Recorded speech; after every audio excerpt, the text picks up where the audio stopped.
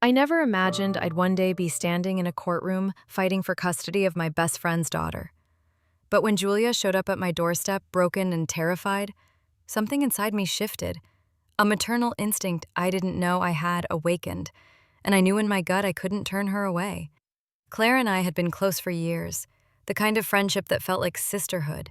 I was there when Julia was born. I'd babysat her, watched her grow up. But somewhere along the line, Claire started changing. Her obsession with control became suffocating, especially for Julia. What began as strict parenting crossed into manipulation, emotional cruelty, and isolation. The final straw came when Julia tried to take her own life. That night, I found her crumpled in the bathroom, pale and silent. I held her hand as the ambulance raced to the ER, vowing I'd never let her fall through the cracks again.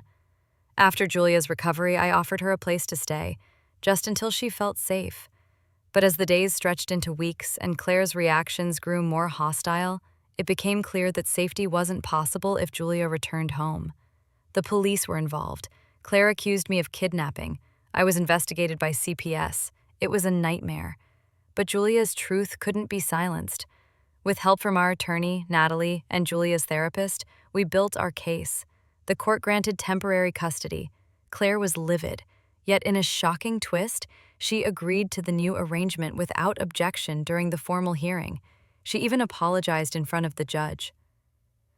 "I've been focusing on what I wanted rather than what Julia needed," Claire said. "I'm committed to being a better mother, even if that looks different than I imagined." It seemed hopeful, but experience taught me to be cautious. Outside the courtroom, Claire approached us, speaking directly to Julia. "I know you don't believe me right now, and I don't blame you, but I'm really trying. I hope someday you'll give me another chance." Julia didn't reply, but I could tell she was listening, and I was watching closely. For a while, life settled into something resembling peace. Julia started going back to school full-time, attending therapy regularly, and forming a tentative but real connection with her father, Mark. Mark, surprisingly, turned out to be a steady presence. He adjusted his schedule, made time for Julia, and proved that he cared. His wife Karen welcomed Julia with open arms, and Julia's half-siblings adored her. But Claire couldn't let go. Right after winter break, Julia came home in tears.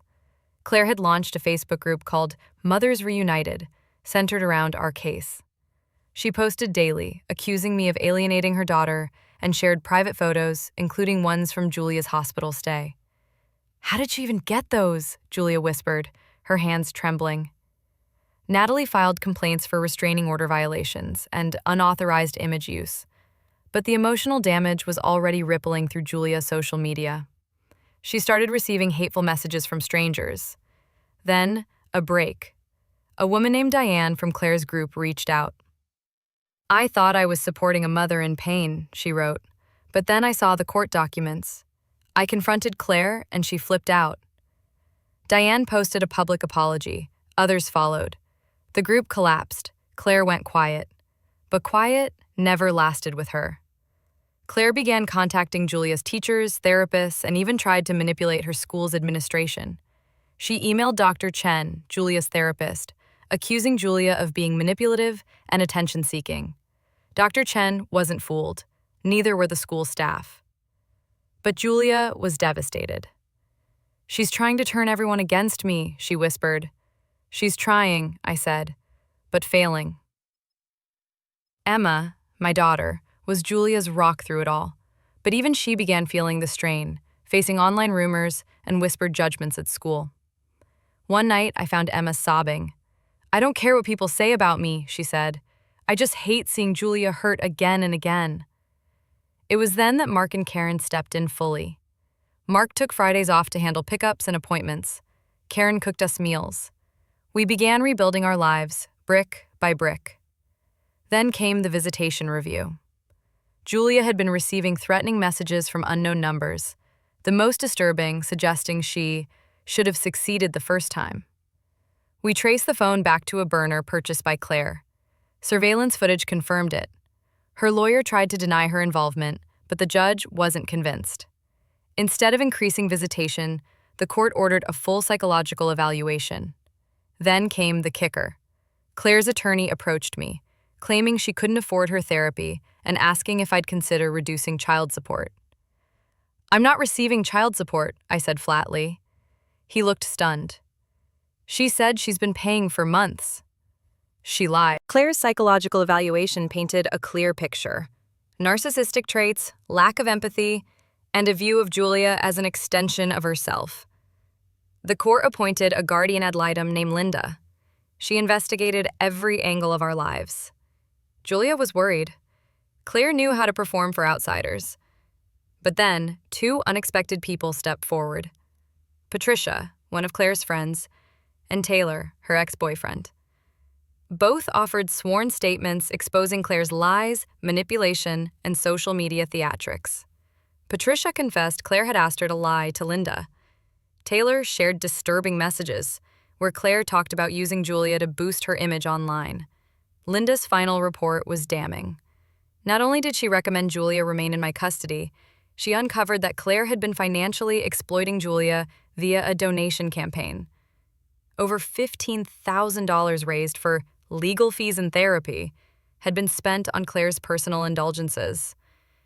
The judge froze Claire's accounts, ordered restitution, and barred her from ever using Julia's name online again. As Julia's 17th birthday neared, she blossomed. She joined an art therapy group and regained confidence. Claire, unsurprisingly, tried to insert herself again, this time filing an emergency motion to attend the birthday celebration.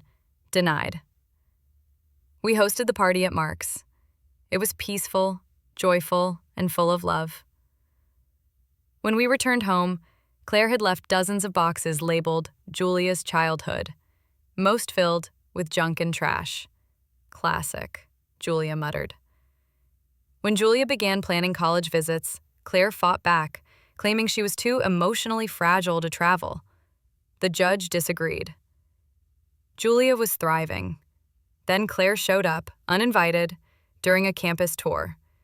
She'd followed them across state lines. That was the final straw. Claire faced stalking charges. As court loomed, Claire's attorney offered a settlement, drop custody claims in exchange for structured visitation. But mediation revealed Claire's real goal: control. She wanted Julia to attend her alma mater. When we refused, Claire exploded, accusing everyone of betrayal. The stalking case went forward. Days before the hearing, Claire checked into a mental health facility.